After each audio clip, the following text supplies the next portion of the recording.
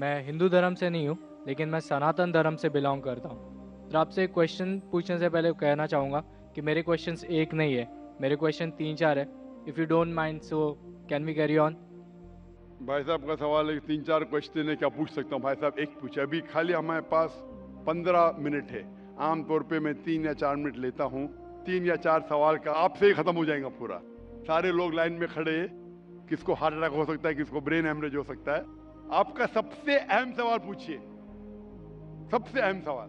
ठीक है सर। जैसे कि आप कहते हैं कि जो हमारे भगवान होगा उसमें सबसे टॉप पे अल्लाह को आपने दर्जा दिया हुआ है, तो मैं सर कहना चाहूँगा कि आपके इसमें माता पिता का दर्जा भी मैंने पढ़ा है, तो माता पिता का दर्जा भी आपने कहा है कि एक अच्छा दर्जा है। जैसे अल्लाह ने कहा है कि माँ एक ऐसी चीज़ है जो मेरे बाद जिनका जिक्र होना चाहिए तो माँ का जिक्र होना चाहिए। तो मेरा सवाल यही है सर कि जब माँ एक बच्चे को जन्म देती है तो बच्चे का जो पहला लफ्ज़ होता है वो माँ क्यों होता है, वो अल्लाह क्यों नहीं होता? भाई साहब का अच्छा सवाल है। वो कह रहे थे मैं हिंदू नहीं हूँ, मैं सनातन धर्म से हूँ। अक्सर लोग कहते हैं ये सनातन धर्म एक शाखा है हिंदुइज्म की। आप कहते हैं आम हिंदू ने मैं मानता हूं, क्योंकि सनातन धर्म के बारे में पढ़ चुका हूं। सनातन धर्म वाले मानते खुदा एक के, मानते बुत परस्ती गलत है, मूर्ति पूजा गलत है। आप भी मानते मूर्ति पूजा गलत है? सर मैंने पढ़ा है, मैं जैसे मेरे नहीं, मेरे आप कहते हैं आप सनातन धर्म से, हाँ सर।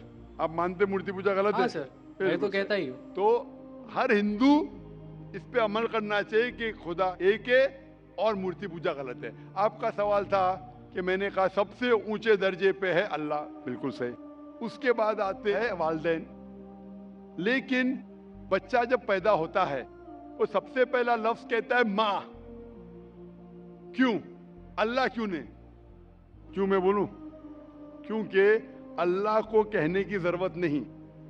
मैं कह चुका हूं, हमारे आखिरी पैगंबर मोहम्मद सल्लल्लाहु अलैहि वसल्लम कहते हैं हर इंसान जब पैदा होता है, चाहे हिंदू खानदान में, ईसाई खानदान में, यहूदी खानदान में, वो पैदा होता है मुस्लिम जैसा। मतलब अपनी जिंदगी अल्लाह के अहकाम के हिसाब से मुताबिक बसर करता है। वो अल्लाह जानता है, अल्लाह को लफ्ज की जरूरत नहीं, आप और मुझे जरूरत है, अल्लाह जानता है।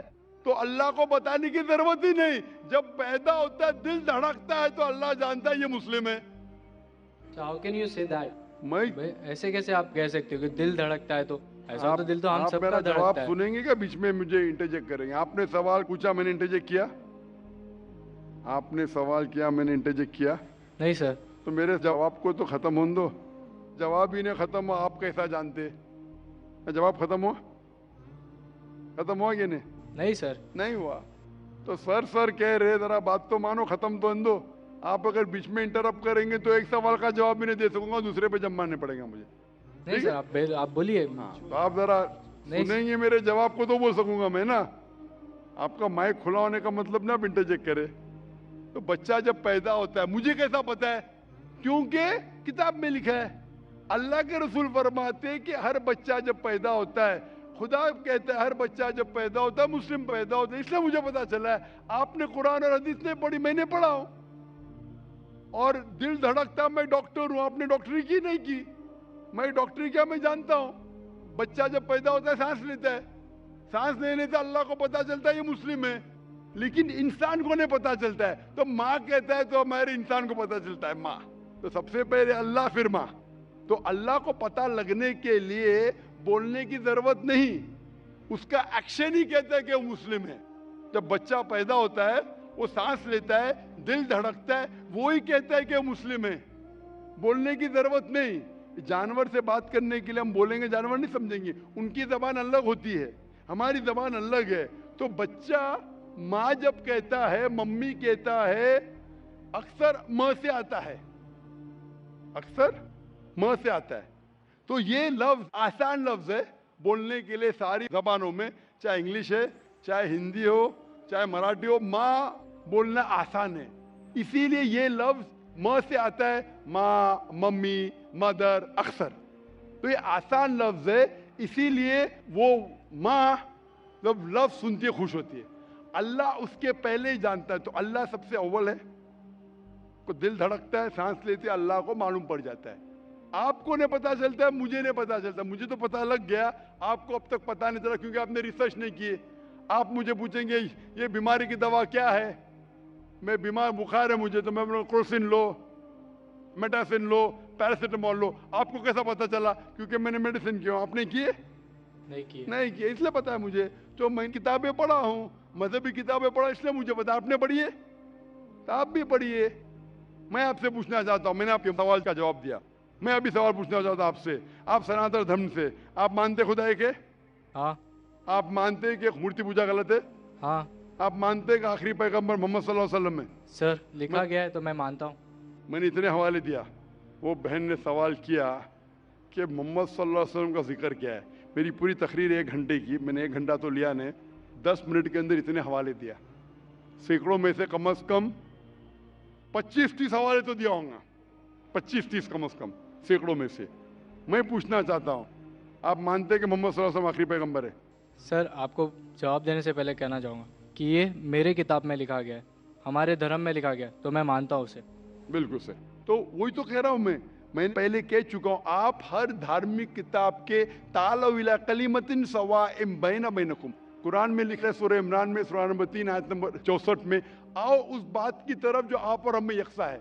जो आपकी किताब और मेरी किताब में यकसा, उसके ऊपर तो अमल करो। जो इख्तिलाफी बातें कल डिस्कस करेंगे। आपकी हिंदू मजहब की किताब में, आपके वेद में लिखा है, कुरान में लिखा है खुदा एक है। आपकी किताब में लिखा है बुत परस्ती हराम है, मेरी किताब में लिखा है। आपकी किताब में लिखा है आखिरी पैगंबर मोहम्मद सल्लल्लाहु अलैहि वसल्लम, मेरी किताब में लिखा है। आपकी किताब में लिखा है शराब हराम है, मेरी किताब में लिखा है। आपकी किताब में लिखा है सूअर का गोश्त खाना हराम है, मेरी किताब में लिखा है। हम इस पे अमल क्यों नहीं करते? पर और लेकिन अगर आप मानते खुदा है कि बुत परस्ती गलत है, मोहम्मद सल्लल्लाहु अलैहि वसल्लम आखिरी पैगंबर है, आपकी किताब में लिखा है कि पैगाम पे अमल करो, आप करते? कल की अवतार, आखिरी अवतार, वालिद का नाम था विष्णु यास अब्दुल्ला, माता का नाम था सुमति आमिना। पैदा हुए महफूज जगह पे, अमन की जगह पे, मक्का। वही मिली गारे हीरा में, गए शिमाल की तरफ नॉर्थवर्ड, वापस आ गए, मक्का से मदीना गए, फिर मक्का आ गए। उनके 4 दोस्त, इतने सब गहराई में दिया है। लिखा है कि आप मानो कि वो आखिरी पैगंबर है, उसके पैगाम पे अमल करो। आप अमल करना चाहेंगे? सर, फिलहाल मैं हिंदू धर्म से, तो मैं तो नहीं कर सकता। वही कहता हूं ना, आप अपनी किताब के पैगाम पे अमल नहीं कर सकते तो और रिसर्च कीजिए। मैं चाहूंगा कि आप कुरान मजीद का तर्जुमा पढ़िए।